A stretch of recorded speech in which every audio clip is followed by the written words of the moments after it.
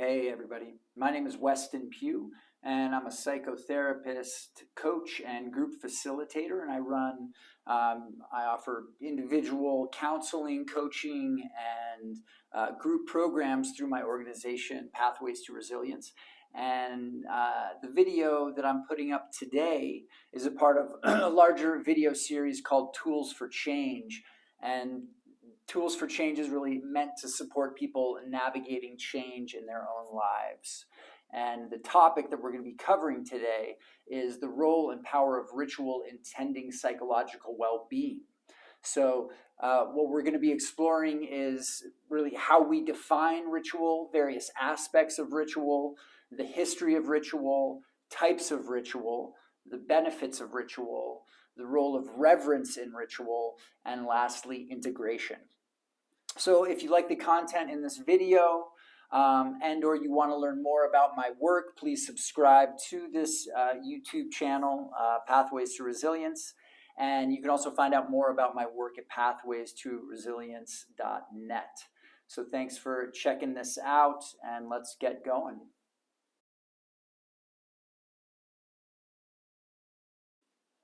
So maybe before I offer my definition of ritual, it would be worthwhile for you to just push pause on the video for a minute or two and just think about how you would define ritual, right? And as a part of that, how would you define ritual? How do you understand ritual? And how have you used ritual to support yourself in your own life, right? What has been your experience with ritual throughout the course of your life? Where have you had positive experiences with ceremony and ritual, and where have you had negative experiences? Why were the positive experiences positive? Why were the negative experiences negative? So I'm going to be offering my definition here because I found the definitions in most dictionaries and encyclopedias to be a little shallow. And so I wanted to offer a definition that helps people sort of contextualize a few different aspects of ritual that I think are really important. So the definition I came up with is an intentional ceremonial act based in sacred space that serves to deepen our relationship to self, earth, community, and the numinous. So an intentional ceremonial act, right? So we go into ritual with an intention, the intention to honor something, or let go of something, the intention to maybe center ourselves, right? So the intention is a very important aspect of ritual and ceremony. Second, based in sacred space. So an intentional ceremonial act based or set in sacred space. Ritual, part of what makes a ritual something more than a routine is that it's set outside of sort of the normal, mundane, profane, everyday aspects of our existence, right? So we want to understand that ritual, I can have my morning cup of coffee at my table in the morning, and that can just be something that I do mindlessly, or I can really sit down and set an intention to savor that cup of coffee, to really be present with that, to think about my day, to think about what I want to get out of my day, to think about maybe what I don't want to engage with in my day. And that can be a ritual set in sacred space, right? Where we're bringing our presence, our awareness to it. It's not just some mundane routine that we're just mindlessly going about, like brushing our teeth or something like that. So this idea of intentional awareness and appreciation, right, helps to move us out of that profane, linear-based time into a sense of having a sense of being in sacred space, which marks one element of ritual. The third element of ritual that I address here in this definition is ritual tends relationship, right? Ritual tends relationship to ourselves, to the earth, to community, and the numinous, right? Mystery, awe, the miracle of life, the reality of death. We confront those sort of archetypal forces when we engage in ritual. So some rituals are really just about centering us, connecting us to ourselves, right? Other rituals really honor all four aspects, all four of those pillars: self, earth, community, and the numinous. Sometimes we're just doing a ritual on our own, but other times there's other folks involved that create that sense of community, or maybe part of the ritual is honoring the earth community that we are a part of, right? So again, the sort of three aspects here that I feel are important that I sort of capture in this definition are: A, that ritual is an intentional act. It's based and set in sacred space, meaning it operates outside of sort of everyday time and routine habitual awareness. And it serves to deepen relationship, right? Relationship to self, earth, community, and the numinous. So, other aspects of ritual that I think are important that give ritual its potency and its power is the fact that it's ritual is embodied, right? We're not just thinking about a concept in ritual, we're actually embodying it, right? We're journaling in our notebook, and then we're tearing that page out and putting it in a fire and burning it, right? Maybe we're engaged in some sort of dance or movement that honors what we're letting go of and what we're stepping into. Maybe we're engaged in some sort of grief ceremony to honor the passing of a loved one. So embodiment is a huge, vital aspect of ritual. And what embodiment does is that it allows us to tap into deeper aspects of our psyche. It taps into that subconscious and unconscious sort of reservoir of our being that we can't get to through the analytical mind, right? We can access it through the body, through motion, through movement, right? Through the body, we claim that which we're exploring and experiencing. So another aspect here that's super important is sort of creativity and the imagination, right? Creativity, right, is utilized in ritual to bring things to life symbolically, right? So drawing out things that represent our sadness or our anger, choosing symbols or totems in our home space that represent various aspects of ourselves that maybe we're working with. Writing out letters, songs, poetry, drawings, sculptures. All these can be aspects of ritual that are again non-analytic, right? And that by engaging in the imagination, we're dropping into that sort of mythopoetic, symbolic space that speaks to these deeper levels of the human psyche that we're each carrying in ourselves that we can't necessarily get to through normal analytical thinking. So ritual can be repetitive, right? Like working with prayer beads. Again, it's utilizes the imagination. It's symbolic. It's non-literal, non-analytical, non-linear, right? It brings us into conversation with the mystery of creation, with the miracle of life, and with the reality of death. So these archetypal forces of the mystery of creation, right? The miracle of life, the reality of death are often confronted in the ritual space, right? As is birth, right? So birth and death are two sort of archetypal forces that are often evoked in ceremonial spaces. What are we letting go of? What's needing to die and be let go of? What's wanting to emerge and to be born that we need to kind of create space for? So those are some aspects of ritual that are important, that give it its depth, that give it its weight, that help to impact us on not just a mental level, but an emotional level, a somatic, body-based level, and on the level of sort of the soul spirit.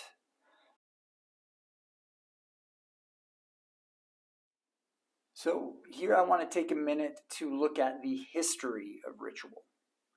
Now, there's evidence of ritual that dates back 105,000 years ago to the northern Cape of Africa. And when we look at the role that ritual plays, even when we look at sort of current research that shows the power of ritual in helping us to feel more agency in relationship to uncertainty.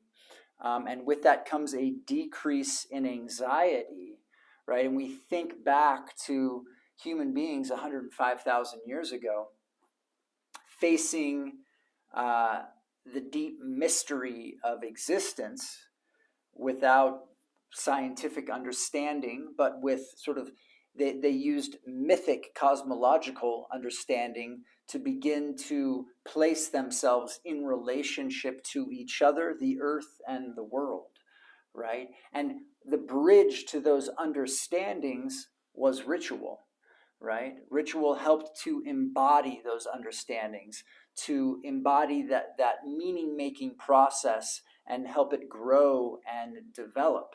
Now, I like to think that ritual sort of rose out of an existential need for meaning, safety, and connection, right? That's the medicine of ritual. That's what ritual offers us. So an evolutionary, an evolutionarily psychologically adaptive tool for connection, relationship, belonging, a sense of safety, a sense of agency. All of these qualities that ritual can help us feel into are ultimately attachment needs, right? These are the needs that an infant requires to have met in order to create secure attachment from 0 to 2 years of age, right? And when we think about early Homo sapiens, right, they needed tools that could help them feel a sense of security and attachment to each other and to the world, the universe, the cosmos. So ritual served as that bridge, as that psychological tool to help fulfill those attachment needs, those attachment requirements, both on an individual level, but also on a collective level. Now, another sort of quality of ritual that I was sort of just mentioning is that it's a tool for self and collective regulation, right?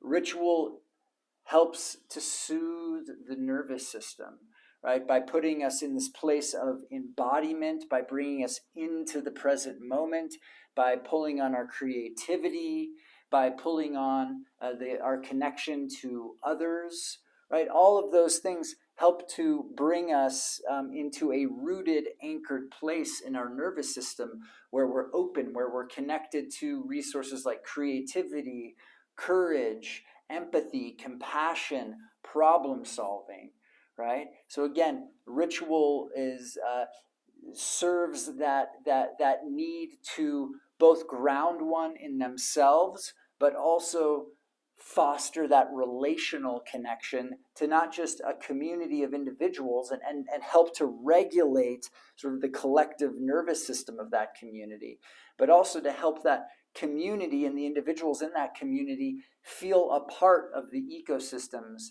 that they were surrounded by, feel a part of the larger universe that they were witnessing in the night sky around them.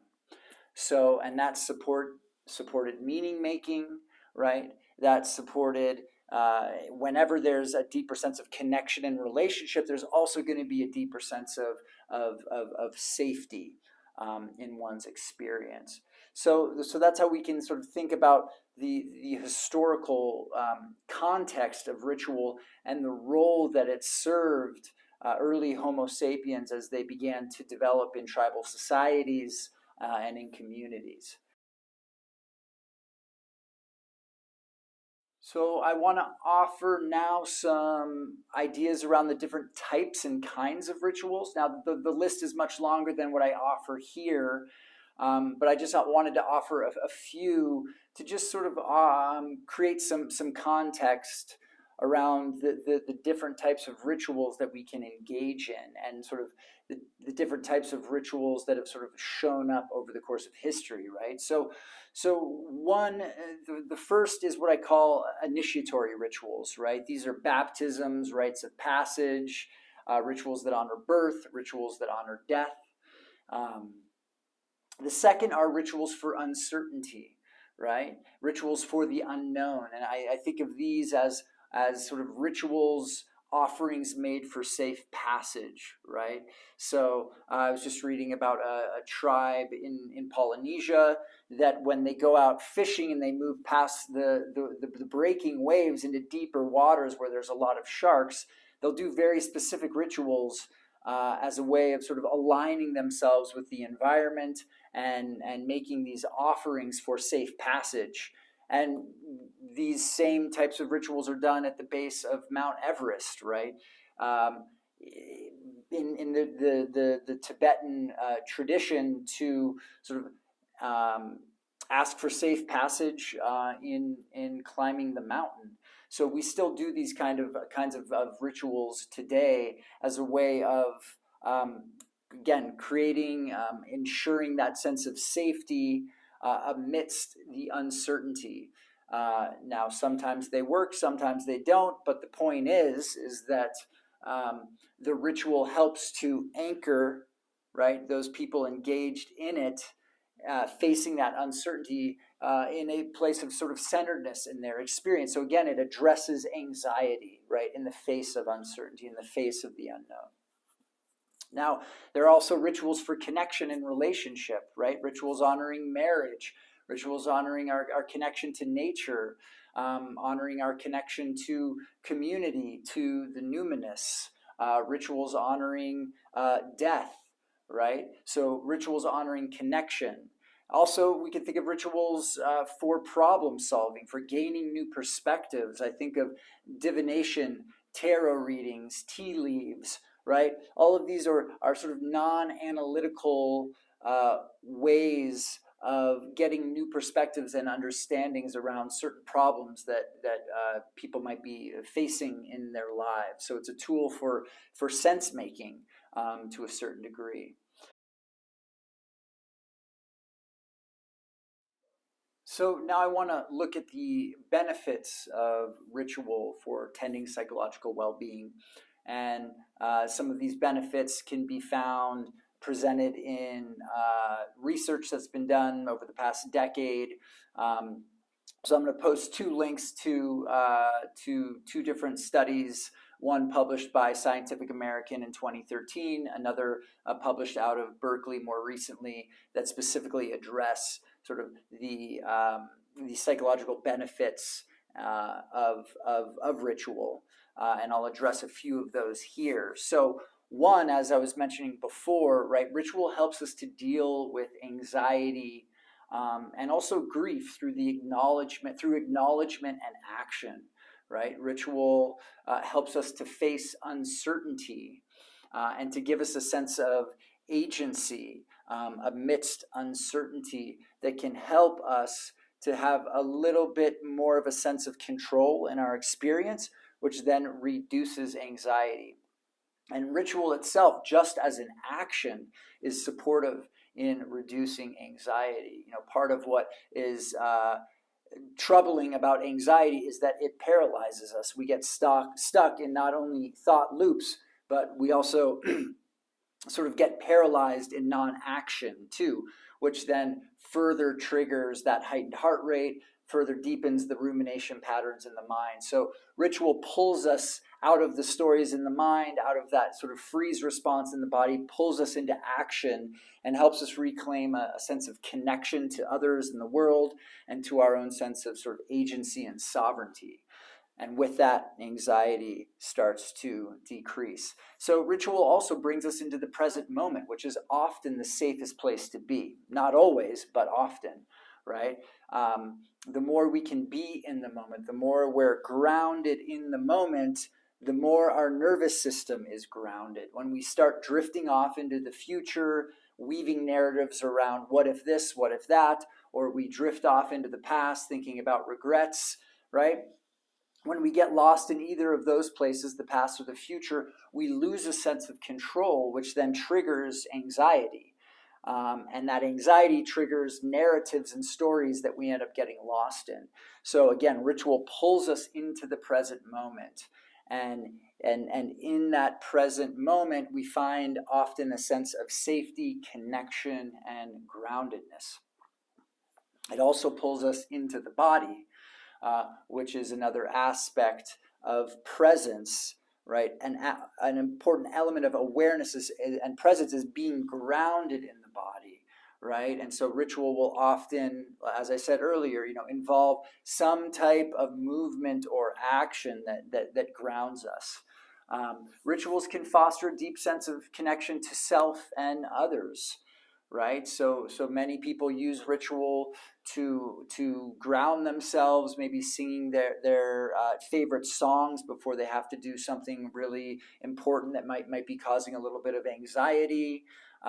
Or they say certain prayers or mantras to themselves that tap them into this deeper place of presence in themselves. But ritual also helps connect us to others, which helps us to build community. As I said before, ritual helps to sort of regulate community, to regulate that collective nervous system, just as it regulates the individual's nervous system. Ritual helps connect us to wonder, right? And when we're connected to wonder and mystery, we're connected to awe. And there's a ton of research around the power of awe, and awe as sort of this psychological nutrient for the mind, heart, body, soul, and also a nutrient for community, because when we're connected to a feeling of awe, right, we take on a sense of healthy humility in which we hold our beliefs in a much lighter way, which allows us to resonate and hold more empathy for the other's perspective. And it also makes us feel more connected to others when we're holding our beliefs a little bit lighter. And another aspect of ritual that I've in some ways already touched on is this idea that ritual is bi-directional, right? It moves down and into our nervous system, helps to bring us into a rooted, grounded, open orientation in our nervous system, where we're out of that fight, flight, freeze response, but we're into a more sort of stable parasympathetic response, where we're responsive, we're open, but we're also engaged, and feeling connected to creativity, into whatever's needed in the moment. So it goes down and into the nervous system, but it also goes up and out. There's a transcendent quality of ritual, right, that taps us into that experience of awe and wonder and curiosity. And those also loop back to help ground us into our nervous system in a healthy, open orientation. So, and when we're in that expansive state, we can be more creative, new insights, ideas, and perspectives can come through. So, ritual, right, it can be very practical. It can serve a very practical tool here, not just for insights and new understandings and creativity, but to help us feel a sense of safety, help us feel a sense of groundedness, connection, belonging, right? These are key elements of psychological well-being that ritual has to offer us. So now I want to touch on this idea of reverence and sort of the importance of sort of how we approach ritual, and in how we approach ritual, ritual teaches us how we can also approach life.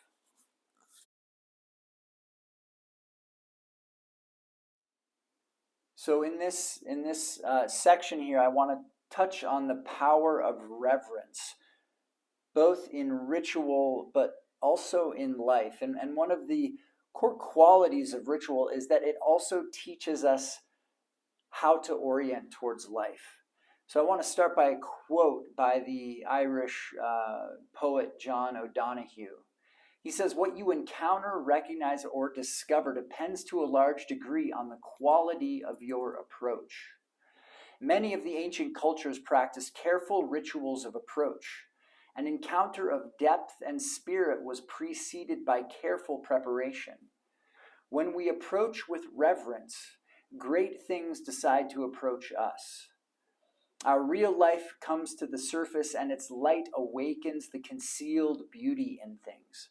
When we walk on the earth with reverence, beauty will decide to trust us. When we walk on the earth with reverence, beauty will decide to trust us. The rushed heart and arrogant mind lack the gentleness and patience to enter that embrace.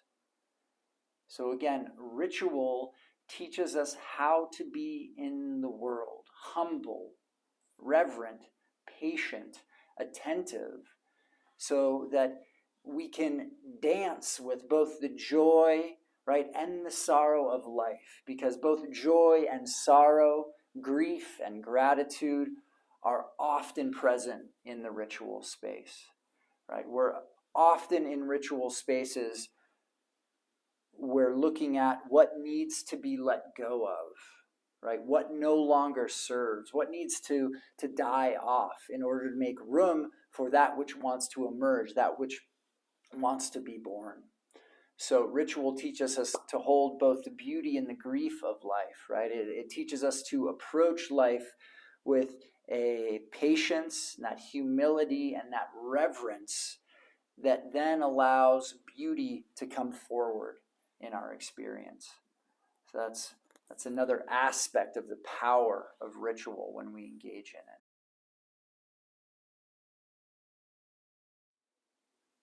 I want to take a second now to just dial more specifically into one type of ritual, which I call initiatory rituals, right? And these are rituals that mark change. So these are rituals that encompass that space that I was just referring to, where death and birth, sort of the archetypal energies of death and birth, are present, where we're looking at what we're letting go of, we're looking at what wants to emerge. And a definition for initiatory rituals are a ceremony intentionally designed to mark change and life passages. They can be designed to let go of what no longer serves and to create space for that which wants to emerge. So when we're dealing with initiatory rituals, there's sort of 4 levels of self that we want to keep in mind that these initiatory rituals are engaging. So those 4 levels of self, those 4 levels of the ritual that come into these 4 levels of self are the mind, heart, body, and soul, right? So in the mind space, again, what we're looking at are, I think of the mind space as the stories we tell, right? So much of our identity is created out of the stories we tell about who we are, where we've been, and where we want to go in the world. And in these initiatory rituals, when we're looking at the mind space, we're looking at what are the narratives, what are the stories that we're letting go of. And on the flip side of that, what are the stories that we want to step into and claim and embody and live through, right? What are the narratives that no longer serve? What are the narratives that maybe served us in the past, but now no longer serve us and need to be honored and let go of, right? Much like a sweater that's now too tight, right? It needs to be let go of so that we can step into things, ideas, perceptions, beliefs, understandings that match and fit who we are now and who we're growing into as humans.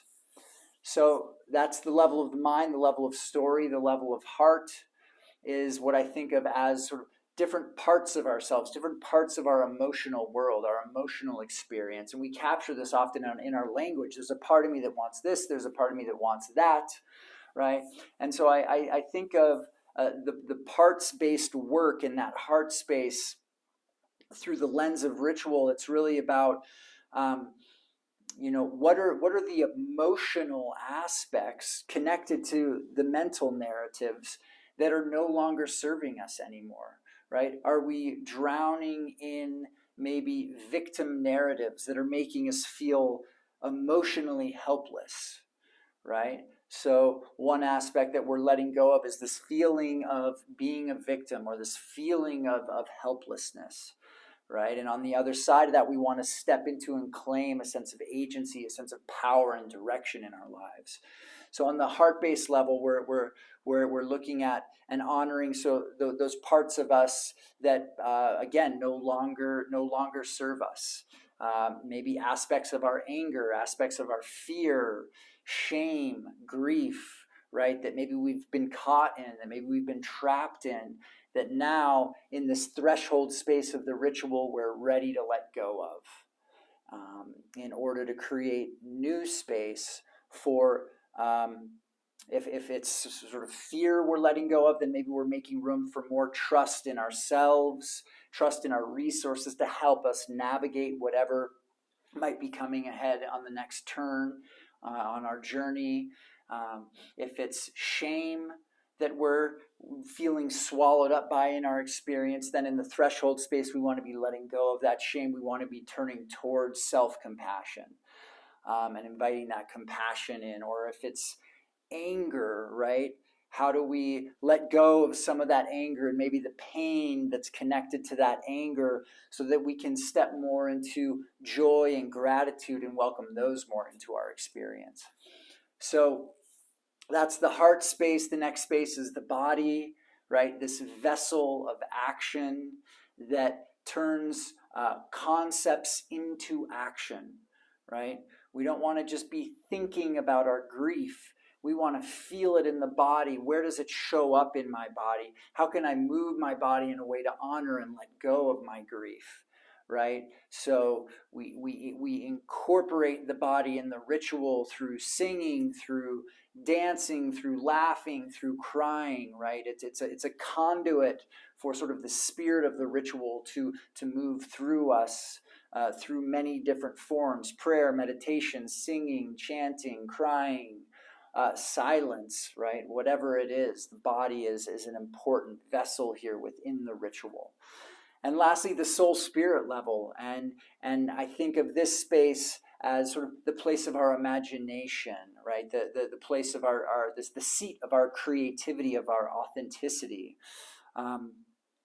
And so really creating the space for our imagination to come in, where we tap into that imagination and that creativity symbolically, right? The symbols, the use of symbols are important in ritual, right?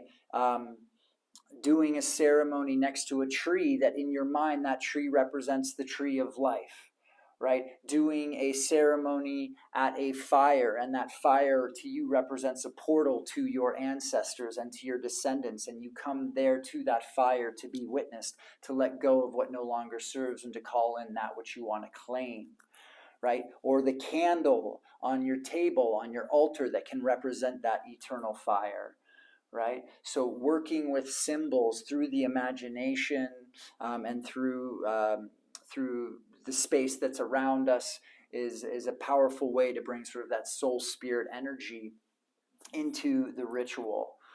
And again, ritual, like life, is a creative act here. So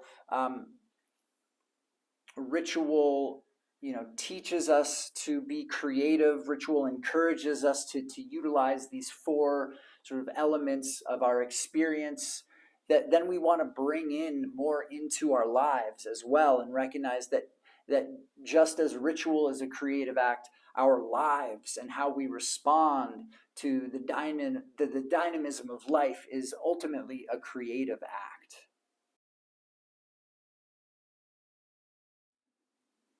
So I want to just offer a few inquiries that you can take with you and maybe put down in your journal, and you can do some journaling around and create your own little ritual around these inquiries. And this style would be really modeled off of an initiatory style ritual, rite of passage ritual, a ritual that sort of marks the change, right? The passage from one chapter into another. So some inquiries that you could journal around connected to what you're letting go of, right? What narratives no longer serve you? What emotional energies are no longer serving you that you need to honor and let go of? And what else is wanting to be let go of, right? And sometimes, we're not totally letting go of these things, but we're honoring them as a way of helping them to maybe transform into something else, right? We never fully let go of our fear or our anger or shame, but by honoring them, we can help to sort of depressurize them in our experience, and sometimes even other transform them into other aspects of our own experience that are supportive for who we are now and who we want to be moving forward in our experience. So those inquiries are around that honoring and that letting go, right, in order to make space for what wants to show up now in our lives as we move forward. So on that side, what's wanting to be born in your experience, right? What are you wanting to claim and ground into your nervous system and live through? What new narratives and beliefs are wanting to be embodied? What symbol best captures what you're stepping into in yourself? And you can also give a symbol to that which you're leaving behind, right? So we're pulling in symbols here. So thinking about, well, what symbolizes that which I'm letting go of? Maybe it's a fire, maybe it's a decaying tree, and then on the other side of that, what symbolizes my growth? What symbolizes what I'm claiming and stepping into, right? Maybe it's a it could be anything, right? A sword that symbolizes the work and the focus that you want to connect to moving forward. Maybe it's a feather in the air floating, symbolizing sort of being stress-free, worry-free, right? Or a bird flying, right? Or one of your favorite animals that has some meaning to you connected to where you're at and where you want to go now. It could be anything, right? And that's where the imagination comes in to support what needs to be symbolized in your process and in your experience in a way that's meaningful to you, in a way that doesn't just speak to the mind, but it speaks to the heart, body, and soul of your experience. So there's really 3 steps to the ritual process. The first step is preparation, right? That involves setting your intention. What type of ritual am I engaging in? What's the intention that I want to go into it with, right? And then there's the active ritual, what you would call kind of the threshold space, which is that space of that liminal space that's outside of sort of our normal concepts of time. It's based in that sacred space, right? And it's there where we're doing that active work of letting go, of calling in, if it's that initiatory style ritual that I was just speaking about. And it's in that threshold space where often new ideas, understandings come through that we can apply to our life moving forward. And then the third part of the ritual is the integration. And so I want to take just a moment or two just to speak to the integration process, right? So you maybe just to stay on the thread of the inquiries that I just offered, right? You did some journaling around those inquiries. Maybe you found a symbol that represented a few things that you want to let go of, and a symbol that represents a few things that you want to call into and claim and step into your experience. And then maybe you drew those symbols on some paper, and then you have a little fire where you burn what you're letting go of, and then maybe behind a tree in the backyard or at the park, you go and dig a hole and plant that piece of paper, what you're calling in, almost like you're planting a seed, right? So that could be the ritual. Or you burn what you're letting go of, and you also burn what you're calling in as sort of a prayer for what you're calling in. So you've done that active ritual. Maybe you have some friends there doing it too, witnessing each other, which is another powerful component of ritual. The witnessing of one another, the recognizing that each has their own medicine to bring to the space, and that it's that confirmation of community in the ritual space can be really powerful and nourishing. So you've done the ritual, and hopefully out of that process some new perspectives have come to you, right? And so the integration is about, well, how do we build some scaffolding around those new ideas and insights that you can sort of put into action in your life moving forward. And so maybe one of the insights was, I want to have more novelty in my life, right? You make a commitment to, well, once a week I'm going to go. I'm going to go to the park, or I'm going to go to the museum, or I'm going to go on a little micro adventure around my community, or around my bioregion, and do something new, and maybe bring some friends with me, maybe do some solo trips, whatever, right? So you recognize that you want to step into more healthy eating, or a stronger body, right? So exercise becomes a focus point for you, that you can just build some small commitments around. Okay, well, I'm going to just make a commitment: 10 minutes a day, 3 times a week. I'm gonna go for a quick jog or do some push-ups and sit-ups. And you want to just start small with those little micro commitments, and then you just build on them. So that integration piece is really key, right? It's building some scaffolding around the ideas and what we sort of took from the experience, so that we can really embody it in our lives moving forward. And in that sense, again, the ritual becomes a teacher for us, sort of helping us guide us on our path and process moving forward. But the most important part there is sort of integrating and then acting around the integration process through those little micro commitments that can become really supportive and nourishing to you moving forward. So with that, thank you very much for tuning in. I hope you found this video helpful. And again, if you'd like to learn more about my counseling and coaching and group facilitation work, please check out pathways-to-resilience.net. Like and subscribe to my channel, my YouTube channel, Pathways to Resilience. And thank you for checking out the video, and have a wonderful day.